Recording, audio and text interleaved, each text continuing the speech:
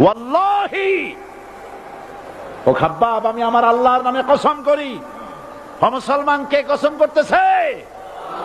আল্লাহ রাসূল। আমি আমার আল্লাহর নামে কসম করি, ওয়াল্লাহি লা ইউতাম্মান্নাল্লাহু হাযাল আমর হাত্তা ইয়াসির রাকিবু মিন সানা ইলা হাযরামাউত।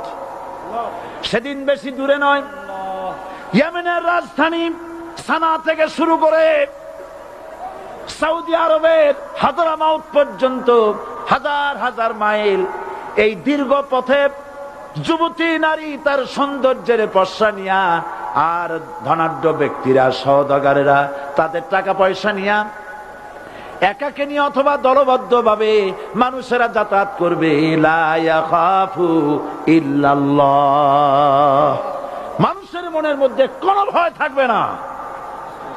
এমন একটা সময় আসবে, ওয়ালাকিন্নাকুম তাস্তাজিলুন, অথচ তোমরা বড্ড তাড়াহুড়ো করছো। তাড়াহুড়ো করো না, অপেক্ষা করো, ধৈর্য ধরো, মার খাও, জেলে যাও, শহীদ হও, আল্লাহর রাজ কায়েম হবেই হবে।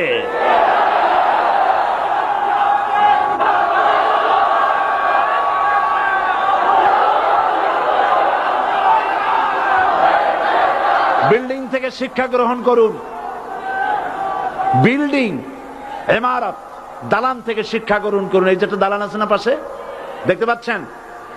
এই দালান কি দিয়ে তৈরি করা হয়েছে বলেন? ইট।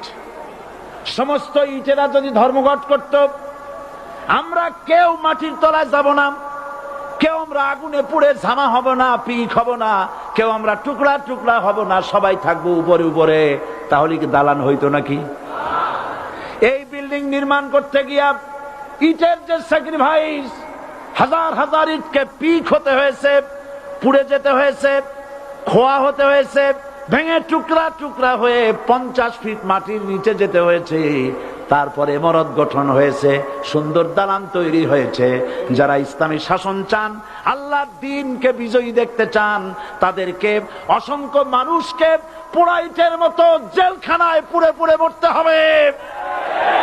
অসংখ্য মানুষকে ফাঁসির কাস্টে ঝুলতে হবে, গায়ের রক্ত দিতে হবে, শহীদ হতে হবে, তারপরে ইসলামের ইমারতটা কায়েম হয়ে যাবে।